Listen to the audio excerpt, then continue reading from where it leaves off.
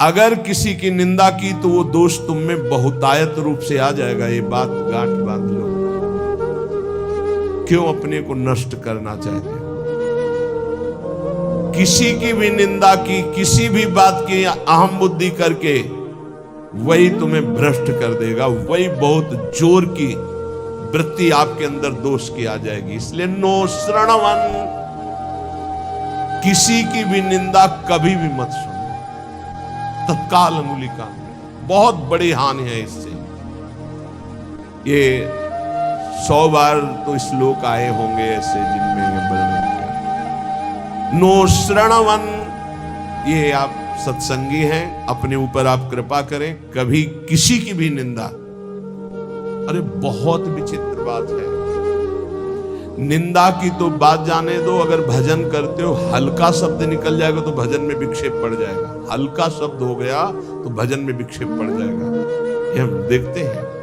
शब्द में त्रुटि हो गई तो भजन में, फिर ये लोग जो बड़े बड़े अपराध करते हैं, भगवान जाने इनकी क्या गति होगी। कैसा इनका हृदय है कि ये मुस्कुरा रहे हैं अपराध करके। हल्का वचन निकल जाए जो सम्मान पूर्वक है लेकिन उनके यथायोग्य नहीं है, तो उसमें भजन में अंतर पड़ जाए। नो श्रणवन, एकदम आदेश कर रहे हैं, किसी की कहीं भी निंदा है जो कान में उंगली डालो। इसीलिए जीवन भर एक सूत्र रहा है, असंग।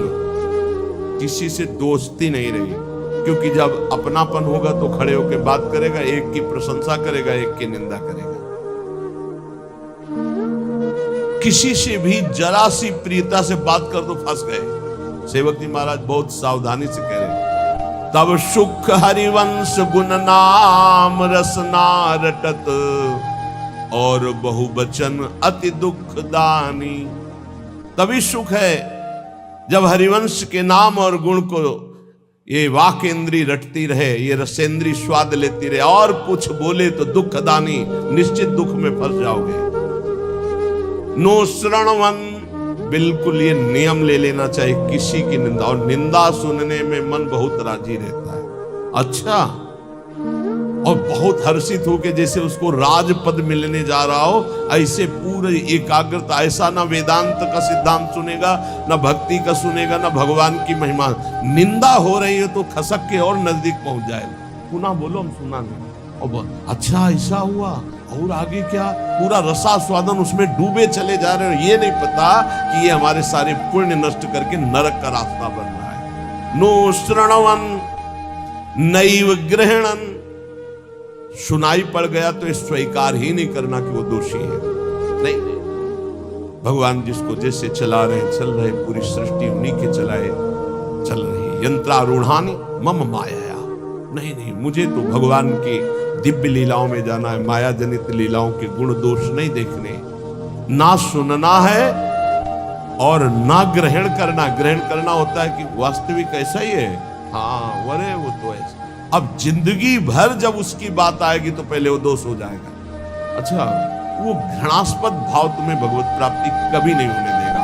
घोर पापी में, नीच में भी स्वाराध्य बुद्धिर मम, मेरे आराध्य राधा वल्लभ लाल विराजमान है, ये भाव रखना है।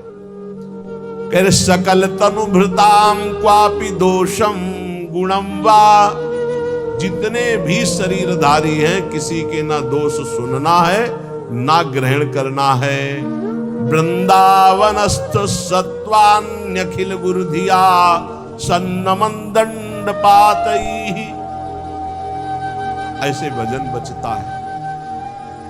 ऊपर वाली पंक्ति से भजन बचता है। परदोष दर्शन, परदोष वर्णन, परदोष श्रवण और परदोष चिंतन, ये सर्वनाश कर देता है। सर्वनाश सच्ची माने। किसी का भी उपहास कभी मत करना, कभी निंदा मत करना, कभी निंदा मत सुनना। नहीं, 100% आप लिख लो, कुछ दिनों में वो आपके ऊपर हावी होगा। किसी के प्रति भी दोष बहुत बहुत बहुत देखा है, बहुत बार देखा है। इसलिए कभी किसी के दोष न सुने, कभी ऐसा नहीं तो फंस जाएगा, फंस जाएगा। माया भगवती इतनी चतुर है कि जानने में नहीं आता कि मैं फंस रहा हूं, जानने में नहीं आता। और वृंदावन में तो कभी भूलकर किसी के प्रति दोष न करे, क्योंकि लाडली जी ने पसंद किया, उसको रखा है, तो फिर हमें दोष करने की क्या सामर्थ्य है। जब लाडली जो मुझ जैसे नीच को वृंदावन में रखे तो उसको वृंदावन में रखे, तो हमारा अधिकार कैसे जब हम अपने को देखते हैं तो हम बड़े अधिकारी थोड़ी है वृंदावन वास के। हम पर जब कृपा हुई तो उन पर भी कृपा हुई, तो जब उन पर कृपा होगी पूरी तो वो भी महात्मा बन जाएंगे, हम दोष दर्शन क्यों करें। तो वृंदावनस्थ सत्वान्यखिल गुरुधिया सन्नमन दंड पातई। अगर वृंदावन के किसी भी बासी पर दोष दर्शन हो जाए तो प्रणाम दंड पाते हैं। वो जाने या न जाने दूर से प्रणाम कर, हे प्रभु मेरे से गलती हो गई, क्षमा करो प्रभु, मैं आपकी महिमा को नहीं जानता। ऐसा पक्का समझ लो, नहीं भजन क्षीण हो जाएगा, भजन नष्ट हो जाएगा। जो त्यक्त्वा शेषाभिमानो, सब अभिमान छोड़ करके निर्वधि परमा किंचन कृष्ण राधा, श्यामा श्याम की आराधना के लिए दैन्य भाव अत्यंत आवश्यक। किसी भी तरह का कोई अभिमान नहीं होना चाहिए। त्यक्त्वा शेषाभिमानो, कोई भी अभिमान शेष नहीं है, रूप का, जवानी का, इन शरीरों का अभिमान, यौवन, बाहुबल बहुत विचित्र है।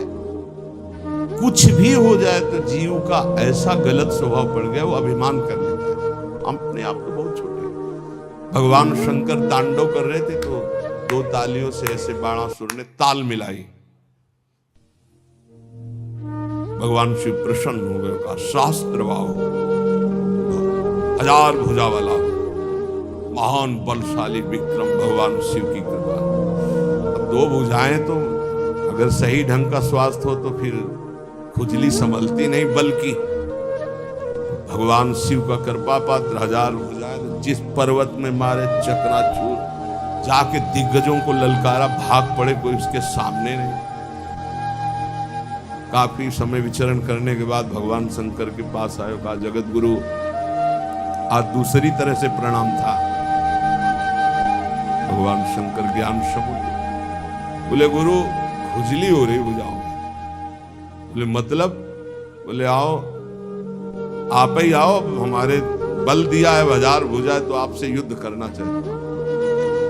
मुस्कुरा दिए। भगवान ने कहा, एक माली भी जिस पौधे को सजाता उसको उजाड़ता नहीं। तुम्हारी भुजाओं की खुजली मैं तो नहीं मिटाऊंगा, लेकिन मेरे समान बलशाली आकर मिटा देगा। तो जब प्रद्युम्न पुत्र अनिरुद्ध और उषा जी का बड़ा एकांतिक मार्मिक प्रसंग है कि उषा जी ने स्वप्न में देखा अनिरुद्ध जी को पहली बार। अब वो विकल, ना उनको भोजन अच्छा लगता, ना नींद अच्छी लगती। तो जो उनकी परिचर्या में वो 9 कुमारी थी, आसपास राज सैनिक, वयोवृद्ध या जो स्त्री पुरुष दोनों नहीं, उनको लगाया जाता था। राजकुमारियों के महल की सुरक्षा में वयोवृद्ध, अनुभवी या जो स्त्री पुरुष दोनों नहीं, उनको लगाया जाता था। ऐसी व्यवस्था में उनके पास सखियां सेवा में रहती थी। कभी कभी कोई सूचना मिलने पर बाणासुर के, अब उषा जी को इस तरह विक्षिप्त देख करके ना भोजन, ना नींद, ना बल, तो उनकी एक बहुत प्रिय सखी चित्रलेखा थी, जो बड़ी योगिनी थी, शक्ति संपन्न थी। उसने कहा, सखी, मेरी सखी होते हुए तुम इतना उदास, बोलो ना, कोई ऐसा विषय है जो गुप्त विषय और तुम बता नहीं सकती, वही तुम्हें इतना विक्षिप्त कर रहा है। मैं समझ रही हूं कोई विषय तो है। उनका, सखी, मुझे एक स्वप्न में 9 कुमार के दर्शन हुए और अब मैं उसके बिना जी नहीं सकती, पर मैं ये नहीं जानती को है कौन, कहां का है, क्या है, पर स्वप्न में मैंने देखा। तो उनका, स्वप्न में आपने देखा तो त्रिभुवन का कोई ऐसा नहीं है जिसका मैं चित्र न बना सकूं, और तुम्हारे सामने साधारण कोई आ नहीं सकता, क्योंकि साधारण से तुम मोहित नहीं हो सकती। तो मैं असाधारण महापुरुषों के परिवारों का चित्रण करूंगी, तुम केवल इशारा दे देना, मैं योगिनी हूं, अपहरण उसका मैं कर लूंगी। स्वप्न में देखा था अनिरुद्ध जी को। वो बड़े बड़े नागलोक, स्वर्गलोक, सब लोगों के बड़े बड़े जो सुंदर हैं, गंधर्व हैं, देवता हैं, यक्ष हैं, फिर मानव लोक का जय भगवान श्री कृष्ण का चित्र आया, मुस्कुराए, बोले बस कुछ मिलता जुलता ऐसा ये तो नहीं है प्रद्युम्न जी, बस कहा बिल्कुल नजदीक पहुंच चुकी हो, मिलता जुलता ही चित्र है बिल्कुल। और जे ही अनिरुद्ध जी का आया सो रो पड़ी, बोले यही मेरे चित्त का अपहरण कर लिया। बोले बहुत बड़ी जगह तुम्हारा स्वप्न होगा, आसक्ति हुई है, पता है द्वारिकाधीश भगवान श्री कृष्ण के नाथ सुदर्शन चक्र का रात दिन पहरा रहता है द्वारिका में, किसी का भी प्रवेश नहीं। बहुत महान जगह तुम्हारी आसक्ति हुई, पर मैं अपने प्राण त्याग कर भी सखी तुम्हें मुस्कुराते देखना चाहती हूं। तो उनका अगर मुस्कुराते देखना चाहती तो इनसे मिलवा दो। स्वप्न में देखा था।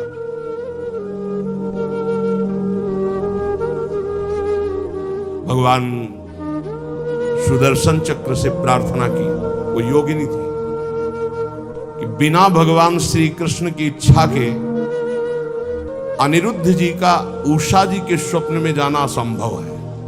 वो संभव हुआ तो श्री कृष्ण इच्छा से। तो हे सुदर्शन जी, आप भगवान श्री कृष्ण के पार्षद हैं, यदि श्री कृष्ण की इच्छा से ऐसा हुआ है तो मुझे उनकी इच्छा का संपादन करने के लिए आप निर्विघ्न मार्ग दीजिए। चली गई। सुदर्शन जी ने बादल पलंग से उठा लिया अनिरुद्ध जी को। योगिनी थी, महल में राके उषा जी ने देखा, जो मेरे स्वप्न का विषय थे वो साक्षात गले लग गई। चित्र लिखा जी के और कहा धन्याति धन्य मुझे कर। अनिरुद्ध जी की जब आंख खुली, अपना महल नहीं है, धैर्यपूर्वक समझाया कि मैं अपहरण करके लाई हूं, ऐसा ऐसा ऐसा। भगवान श्री कृष्ण के पुत्र कामदेव प्रद्युम्न जी और उनके पुत्र अनिरुद्ध जी, ये भगवान ही है। वासुदेव संकर्षण प्रद्युम्न अनिरुद्ध, जैसे राम लक्ष्मण भरत शत्रुघ्न, ऐसे ही वासुदेव संकर्षण प्रद्युम्न अनिरुद्ध, ये भगवान ही चार रूपों में, भगवत स्वरूप अनिरुद्ध जी। अब तो क्या हास्य विनोद, विविध प्रकार की क्रीड़ाएं। जो वयोवृद्ध संरक्षक थे, एक बार निकलते हुए उषा जी को देखा, बाणासुर को सूचना पहुंचाई, आपकी बेटी के हाव भाव और प्रसन्नता को देखकर लगता है किसी पुरुष का संयोग हो चुका है, तो उनका सबकी गर्दनें उतार दी जाएंगी, बाहर से कौन पुरुष जा सकता है। तो बोले वचन देता हूं, इतनी भारी सुरक्षा है कि बाहर से वायु भी बिना अनुकूल हुए हमारे नहीं जा सकती। दैवी शक्तियों का पहरा है। बाणासुर की कुल माता थी जो पूरे नगर की रक्षा करती थी, पर योगिनी चित्रलेखा जी की इस चाल को कोई नहीं जान पाया था। बाणासुर ने कहा, ऐसा क्यों, मेरी बेटी को कोई दूषित कर दे मुझ जैसे बलवान के होते हुए, अब उसको कौन रोक। सीधे जो ही गए सो पलंग पे उषा जी और अनिरुद्ध जी पासे खेल रहे थे और सखिया बेटे हास्य विनोद। जेवी अनिरुद्ध जी को देखो, उषा जी ने देखा, अनिरुद्ध जी तो सिंहवत बंदी बनाने के लिए लाख कोशिश की, मार मार के सैनिकों को भगवान के स्वरूप है। आखिरकार महाबली बाणासुर अपनी शक्तियों का प्रयोग करके अनिरुद्ध जी को बंदी, देवर्षि नारद जी पहुंच गए द्वारिका। प्रभु खोज कर रहे थे अनिरुद्ध जी की, उषा जी के महल में बाणासुर ने बंदी बना लिया है। बलराम जी ने सुना, ये जानते हुए कि हमारा वंशज और उसको बंदी बना लिया, शोणितपुर को नष्ट कर दूंगा। अब बलराम जी द्वारिकाधीश पूरा वैभव, सूचना मिली युद्ध की, तो इधर अपने चेला के साथ भगवान शंकर, बलराम जी के साथ द्वारिकाधीश, आमने सामने युद्ध प्रारंभ। भगवान शंकर पशुपतास्त्र तो नारायणास्त्र दिव्यस्त्र, भगवान श्री कृष्ण ने इशारे से कहा कि आप ही का तो रचा हुआ सारा खेल अपने चेला की भुजाओं की खुजली मिटाने के लिए आपने ही तो हमें बुलावा दिया है। एक बाण मारा भगवान श्री कृष्ण ने जन्मणास्त्र, बाणासुर की भुजाओं को जब 4 रह गई सब काट दिया। भगवान से बस प्रभु बस। बोले प्रभु मैं तो आपकी ही आज्ञा का अनुमोदन कर रहा हूं। और आवेश में भरे हुए थे। इतने में उनकी कुल माता जो पूरे राष्ट्र की रक्षा करती थी, देवी शक्ति, वो दिगंबर होकर खड़ी हो गई। तो भगवान श्री कृष्ण, वहां ये लिखा हुआ है कि यदि अचानक किसी माता बहन के किसी अंग पर दृष्टि पड़ जाए तो दोबारा दृष्टि न जाए। अगर किसी दिगंबर माता बहन की शरीर की दृष्टि आप दोबारा की तो सारे सुकृत नष्ट हो जाएंगे। भगवान होते हुए भगवान श्री कृष्ण तत्काल नेत्र फेर लिए और वहीं युद्ध का समापन हुआ। भगवान शिव जी ने समझाया, फिर उषा और अनिरुद्ध जी का विवाह हुआ। ये अहम इतना पुष्ट है कि अपने गुरुदेव से कह रहे हैं कि मेरी भुजाओं की खुजली मिटा दो, बाणा दो। यहां कह रहे त्यक्त्वा शेषाभिमानो निर्वधि परमा किंचन कृष्ण राधा। यदि आप अपने भजन को बढ़ाना चाहते हो तो नो श्रवण नई ग्रहणन, ना किसी की निंदा सुनो और ना स्वीकार करो कि ये दोषी है। सकल तनुभृताम क्वापि दोषम गुणम वा, पूरी सृष्टि के किसी भी जन के दोष या गुण स्वीकार मत करो। गोस्वामी तुलसीदास जी बहुत बड़े महापुरुष, आज तक बचपन से लेकर के आज तक। वो एक बार आए थे भक्तमाली जी, उन्होंने कहा मुझे तो ऐसा लगता है कि आपके ब्लड में ही रामायण है, ब्लड में ही गोस्वामी तुलसीदास जी। हमका मान लीजिए ऐसा ही है, क्योंकि जहां जन्म हुआ वहां का वातावरण ही ऐसा था। डीएनए में ही तुलसीदास जी है। सच्ची मानिए, कोई प्रसंग नहीं जाएगा जो विनय पत्रिका और रामायण से उसका। तात सुनहु माया कृत गुण अरु दोष अनेक, गुण उभय न मानई, मानहि सो अविवेक। न गुण न दोष किसी के, सब में भगवत भाव। त्यक्त्या शेषाभिमानो, ये बहुत कठिन है अभिमान का त्याग करना। अभिमान का त्याग करके अकिंचन भाव से यदि राधा कृष्ण श्यामा श्याम की उपासना हो तो बोले प्रेमानंदाश्रु मुंचन, फिर प्रेम आनंद का प्रकाश हो जाएगा। प्रेमानंदाश्रु मुंचन, अश्रु मुंचन करते हुए, ये भक्ति का प्रसाद है। निवसति सुकृति कोपि वृंदावनांत, कोई बड़ा भजनानंदी महात्मा ही ऐसा जो प्रेम से अप्लावित होकर अश्रु प्रवाह करते हुए श्रीधाम वृंदावन वास करे, तो फिर उसकी दशा क्या होती? बोले क्रंदनार्त स्वरेण क्षितिषु, आकाश की तरफ देखता हा प्रियाला रो रहा है। परिलुंठन, भूमि में लौट रहा है रज में। सन्नमन, सबको नमस्कार कर रहा है, लताओं को, वृक्षों को, पशु पक्षियों को, जो सामने पड़ता है। नमन प्राण बंधुम, सबको देखता है मानो मेरी आत्मा है, मेरे प्रीतम है।